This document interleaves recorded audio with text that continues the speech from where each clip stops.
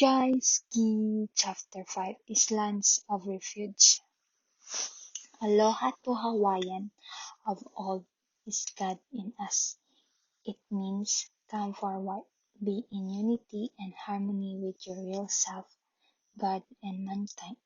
Be honest, truthful, patient, and kind to all forms of life and humble. Daddy David K. Bray. There I was standing once again in the office of the Vice Principal, Carl Benson, the notorious paddle-wielding disciplinarian of South High School. I was 14 and shaking, scared. I had done the unthinkable, grabbing my freshman civics teacher by the collar and shaking him for challenging my many absences and tardies. At that moment, I was as shocked as he by my unthinking reaction to his challenge. Just then Mr. Javislin represented all I was up against: domination and authority. My mother had moved from our South Bay Beach town to San Diego for a job change, and I had refused to go with her. I did not want to leave my surfer pals for the unknown. I wanted my freedom to ride the waves when they were happening. How surprising, then, as Mr. Benson stared me down with a hard, seasoned gaze and suddenly asked, "Do you know how to sail a boat?" My dumbfounded response of, oh, yes, I can," elicited his next question. "Then will you crow on my boat? I need a first mate." I could not believe what he was asking. I was expecting corporal punishment or worse, to be expelled.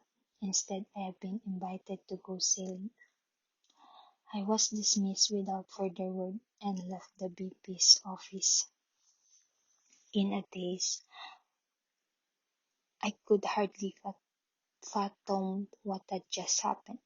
I sailed with Carl a lot. I was a guy experienced with ocean and wind, a natural sailor and best of all, in that element, surprisingly followed orders well. We placed in several races. He became my guide and mentor. His kindness lightened my life at a time of crisis, filling in form and for an absent alcoholic father. Even so, I was not spared from making further ill-considered moves in my life that propelled me on a chaotic course of seeming self-destruction. I got myself into hot water in my search for a way out of a world in which I did not fit. Inexperienced and foolish, I was busted on my parents' beach with a record load of marijuana.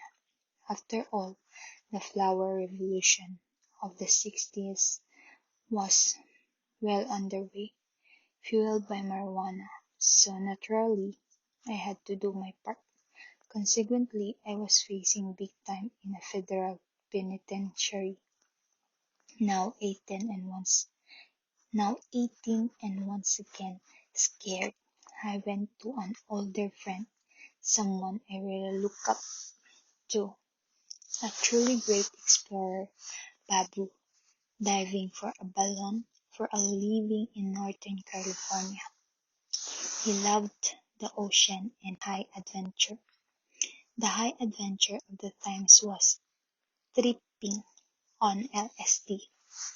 Babu led me to an isolated spot where he sat me down under a tree, got his hand into his pocket, pulled, pulled out a tub of acid and handed it to me. Acid, also known as LSD, is a hallucinogenic drug that alters your perception of the outside world. Thoughts flashed across my mind of other people having had bad experience. I hesitated. Babu looked into my eyes and said, "Trust me." So I put it under my tongue and closed my eyes. Big eyes opened, two exaggerated, wavering colors, energy fields extending from every tree and rock. I confused. I focused on, however, vision of prison bars made for quiet, the contrast to our surroundings. I was torn, courtroom, judge, jury, and trial. The division already handed down. Guilty. My mind was in turmoil like the sea crashing onto the rocks below. Out on our recognitions, 1 month until sentencing. Babu came right to the heart of the matter. "Do you really want to go to prison?" I mumbled. "No," with a downcast shake of my head. Speaking from his heart, he said to me, "No matter what, will help you with whatever you need to do. There are remote places in the islands to hide out until we find a way further beyond. I give you my words as your brother to help you in any way I can." So it was that I fled to Hawaii, to meet another truly great kindness in my life, the kind rich local pidgin style. You like right marked a turning point in my life when an old Hawaiian man offered a bedraggled barefoot on the lamb or to wheel a lift getting into the car, my feet burning from the hot pavement, then setting down my heavy sea-bag. I turned to thank the kind, elderly Hawaiian man who asked where I was headed. Little did I know as we pulled onto the road that we were driving in a direction and toward a destiny that would change my life forever. The old man offered to take me with my sketchy directions to the remote ocean cabin of friends. Unerringly, he turned down unmarked cindery tracks to deliver me exactly to my destination. He had shown me his home on the way and invited me to visit sometime, introducing himself as David Bray. The couple who received me were amazed I had found them, the wife inviting me in asked how I had gotten there. When I spoke the name of the gentleman who had driven me, she was surprised, exclaiming that he was one of the Hawaii's last great kahuna priests, and how lucky I was to have met him. A kahuna is a powerful native Hawaiian spiritual master, a shaman, running scared and grasping at straws. Not long afterwards, I decided to visit that old man. Something in his voice had given me hope. His house was nestled in a dense foliage of tropical flowers, ferns, and trees. I walked down the path feeling apprehensive about meeting him again. I worried if it was the right thing to do. After all, I was a fugitive and had to be careful with a hesitant knock on the door. I waited a few moments. No one home. I try another time. Just as I turned to leave, the door opened, and there stood Daddy Bray, white hair, tousled as if he had been napping, faded Aloha shirt slightly wrinkled.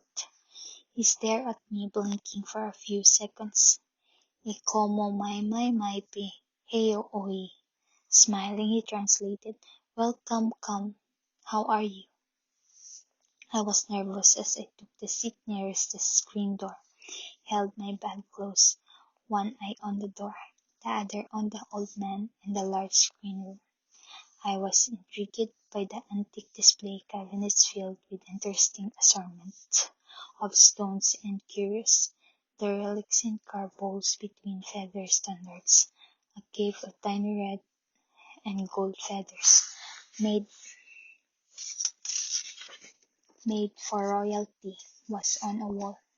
The room had a dignified, regal air to it, yet a mysterious and mystic atmosphere pervaded.